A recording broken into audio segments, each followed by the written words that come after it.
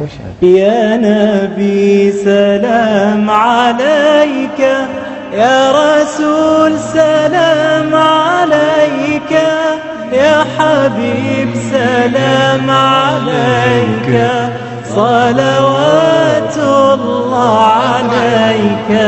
يا نبي سلام عليك، يا رسول سلام عليك، يا حبيب سلام عليك.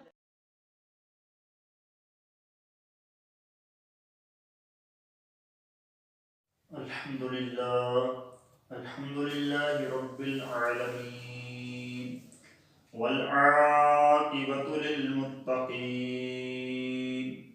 والصلاة والسلام على رسوله الكريم. أما بعد، فأعوذ بالله من الشيطان الرجيم. بسم الله الرحمن الرحيم. ألا إن أولياء الله لا خوف عليهم ولا هم يحزنون. إن الله وملائكته يصلون على النبي، يا أيها الذين آمنوا صلوا عليه وسلموا تسليما.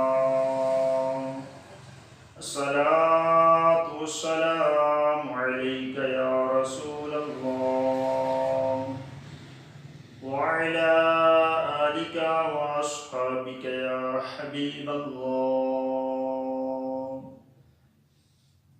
نہایت ہی واجب الاحترام معزز دوستوں ساتھیوں، اللہ تبارک و تعالیٰ کا نہایت ہی احسان کرم کہ اس نے ہمیں زندگی میں ایک مرتبہ پھر ماہ ربیع الثانی یعنی بڑی 11ویں والا مہینہ عطا فرمایا.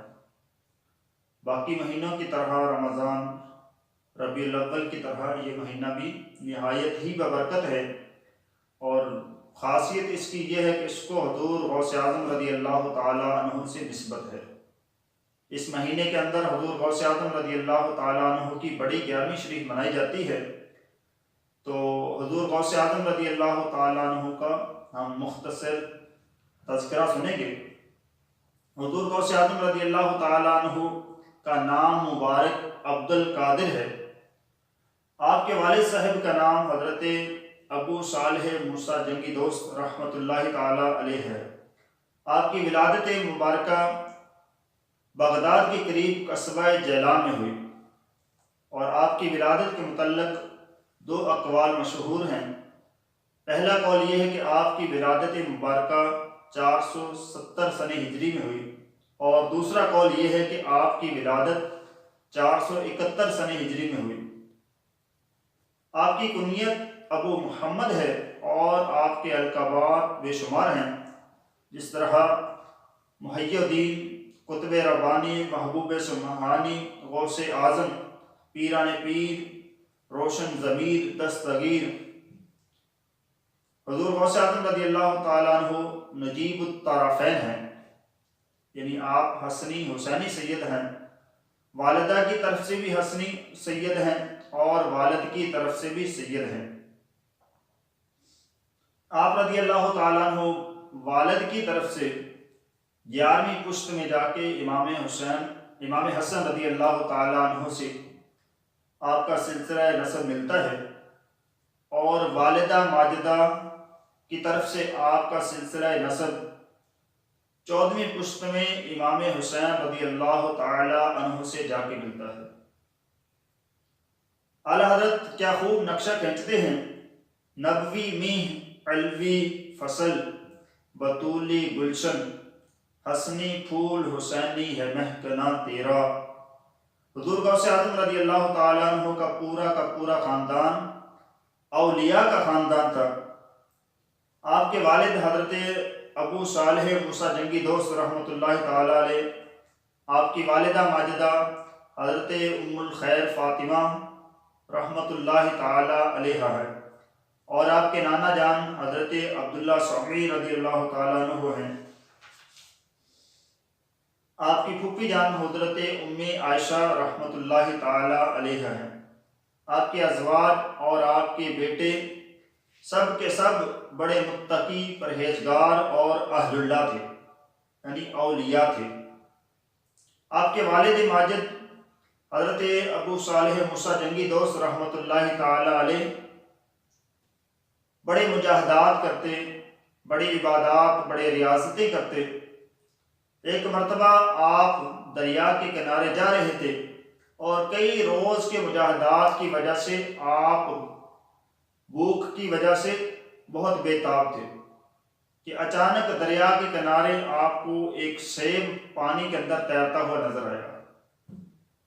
تو حضور غوث اعظم رضی اللہ تعالیٰ عنہ کے والد ماجد نے وہ سیب اٹھایا اور اٹھا کر اس کو کھا لیا۔ سیب کھانے کے بعد آپ کو بہت بے چینی ہوئی کہ نہ جانے یہ سیب کس کا تھا اور میں نے بلا اجازت ہی اس کا سیب کھا لیا ہے۔ تو آپ کے والد ماجد اس باغ کو ڈھونڈنے، اس کے مالک کو ڈھونڈنے کے لیے دریا کے کنارے کنارے چلتے گئے، یہاں تک کہ آپ ایک باغ میں داخل ہوئے جس کے سیب پکے ہوئے تھے اور دریا پر لٹک رہے تھے۔ آپ رحمۃ اللہ تعالیٰ علیہ نے اس کے مالک کا پتہ کیا اور اس کے مالک تھے حضرت عبداللہ صومی رحمۃ اللہ تعالیٰ علیہ۔ آپ وہاں گئے اور ان سے اس سیب کے معافی کا مطالبہ کیا کہ حضور مجھ سے غلطی سے وہ سیب میں نے کھا لیا ہے، تو اس پر معافی چاہتا ہوں۔ حضرت عبداللہ صومی رحمۃ اللہ تعالیٰ علیہ نے جب یہ معاملہ دیکھا تو آپ سمجھ گئے کہ یہ جو نوجوان ہے یہ بڑا متقی ہے، پرہیزگار ہے، کہ ایک سیب جو پانی کے اندر چل رہا تھا اس کو اٹھا کے کھا رہا ہے، تو پھر اس پر بھی نادم ہو کے معافی مانگنے آیا ہے، تو یہ واقعی کوئی عام شخص نہیں، یہ بہت خاص ہے۔ آپ نے فرمایا کہ معافی مل جائے گی لیکن اتنی جلدی نہیں ملے گی، اس کی کچھ شرائط ہیں۔ انہوں نے کہا کہ حضور کیا شرط ہے؟ آپ نے فرمایا کہ میرے باغ کی رکھوالی کرنی پڑے گی، مدت طے ہوگی، اتنے سال تم رکھوالی کرو گے، پھر اس کے بعد جا کے معافی کا سوچوں گا، معافی دوں گا نہیں، معافی ہو نہیں جائے گی بلکہ معافی کا اس کے بعد سوچا جائے گا۔ تو آپ رحمۃ اللہ تعالی علیہ باغ کی رکھوالی کرتے رہے، جو مدت طے ہوئی تھی اس کے بعد حضور غوث اعظم رحمۃ اللہ تعالی علیہ کے والد ماجد ابو صالح موسیٰ رحمۃ اللہ تعالی علیہ نے فرمایا کہ حضور میں نے رکھوالی کی جو مدت ہماری طے ہوئی تھی اس کو پورا کر دیا ہے، اب شفقت فرمائیں مجھے معافی سے نواز دیجیے۔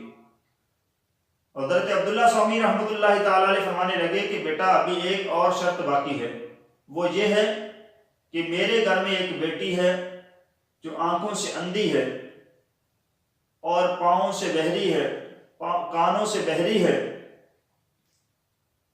اور پاؤں سے لنجی ہے، تو زبان سے گونگی ہے، اس سے تمہیں نکاح کرنا پڑے گا، پھر تمہاری معافی ہو سکتی ہے۔ تو فرمایا کہ مجھے قبول ہے لیکن مجھے معاف کر دیں۔ فرمایا کہ ٹھیک ہے۔ آپ نے اس لڑکی کے ساتھ حضرت ابو صالح رحمۃ اللہ تعالی علیہ کا نکاح کر دیا۔ تو حضرت ابو صالح رحمۃ اللہ تعالی علیہ جب کمرہ حجرہ عروسی میں داخل ہوئے تو وہاں دیکھا کہ ایک بہت ہی حسین و جمیل عورت ہے۔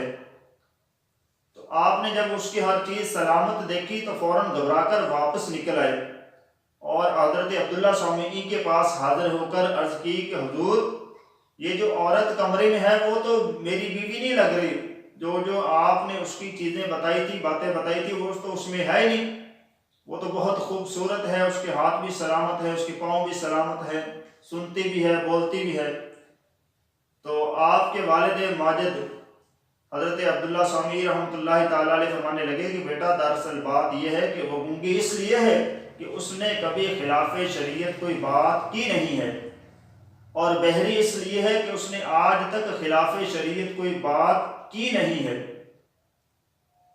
اور لنگڑی اس لیے ہے کہ وہ کبھی گھر سے باہر چل کر نہیں گئی، اور اندھی اس لیے ہے کہ اس نے کبھی